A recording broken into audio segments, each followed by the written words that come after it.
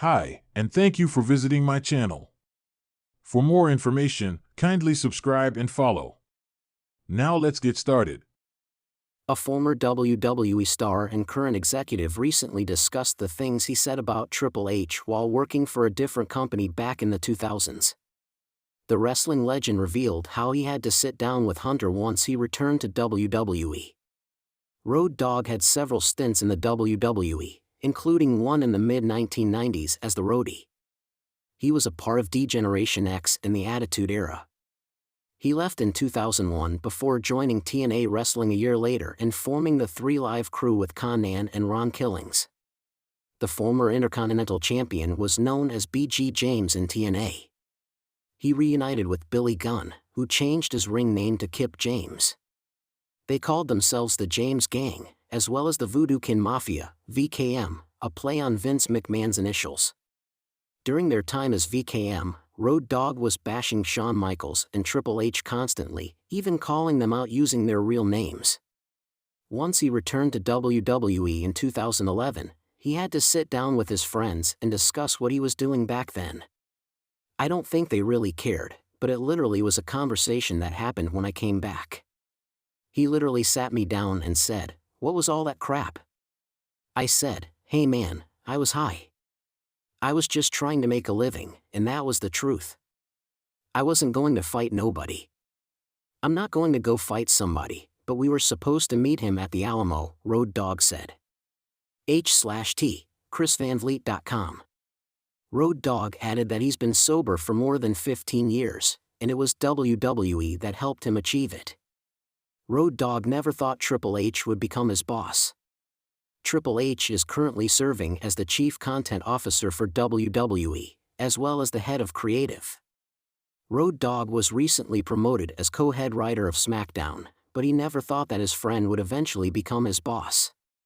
"I never saw him as my boss, but I saw him as he was going to be somebody in the wrestling world, because I saw how he thought.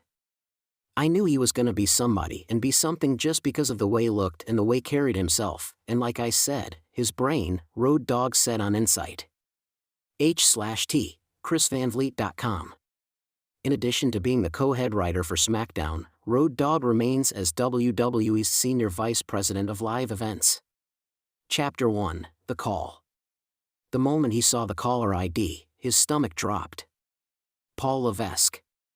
It wasn't just a business call, it was the call. The kind that only came when something serious had to be addressed. Malik Carter, better known to wrestling fans as Carter Steele, had been in the business for nearly a decade. He had worked the independent scene, gained traction in Japan, had a brief stint in AEW, and finally made his way to WWE, where he was now a rising mid-card talent with potential for a serious push. But there was one problem: his mouth. A week earlier, a resurfaced interview from his AEW days had gone viral. In it, he had made controversial comments about backstage fights in professional wrestling. "I wasn't going to fight nobody," he had said with a smirk. "I mean, what's the point? We're all supposed to be professionals. I don't care what anyone says, it's all just for show. If a guy disrespects me, I'll handle it with words, not fists. People want to act tough, but nobody is really about that life." Some fans laughed it off. Others took it as a slight towards WWE's historically physical locker room culture. Several veterans, both past and present, had chimed in on social media, and the consensus wasn't great. And now, Triple H wanted a word. Chapter 2, Face to Face with the Game. Malik sat in the conference room at WWE headquarters, hands folded in front of him. The door opened, and in walked Paul Triple H Levesque, the Chief Content Officer of WWE. Dressed in his signature suit, Levesque exuded authority without needing to raise his voice. He sat across from Malik, tapping his fingers lightly on the table before speaking.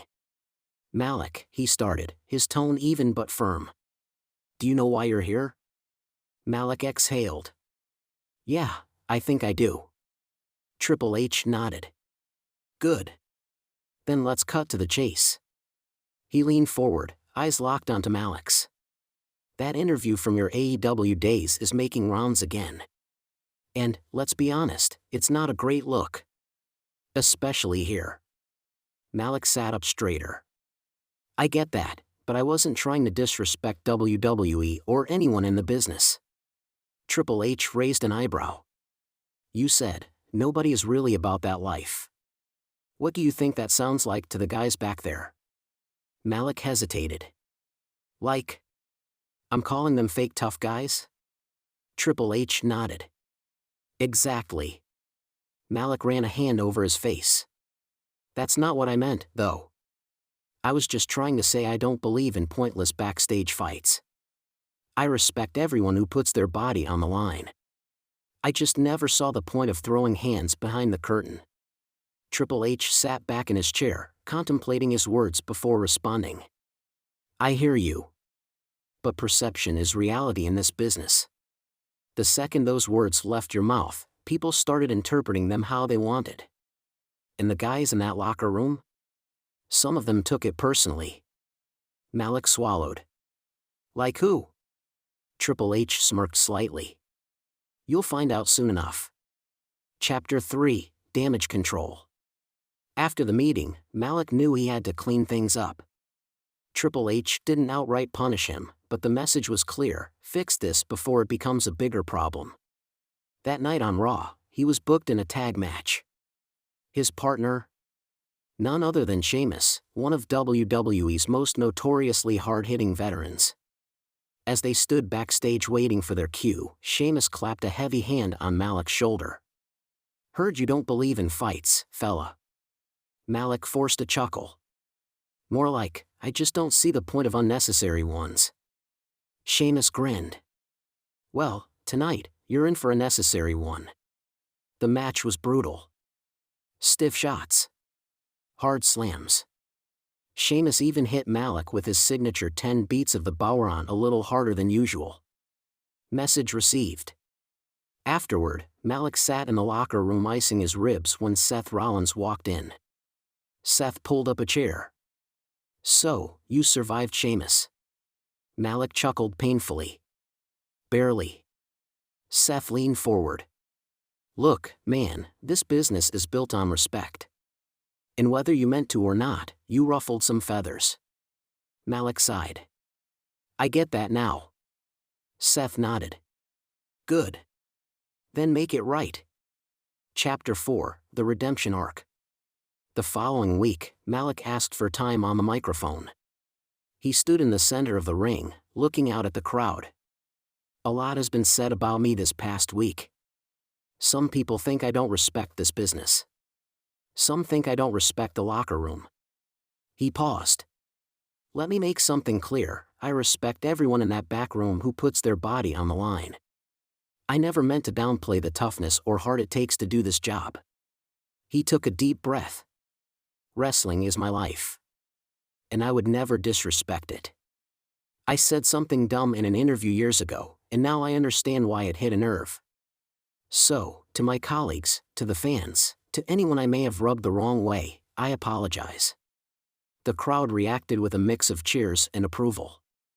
Backstage, Triple H watched on the monitor and gave a satisfied nod.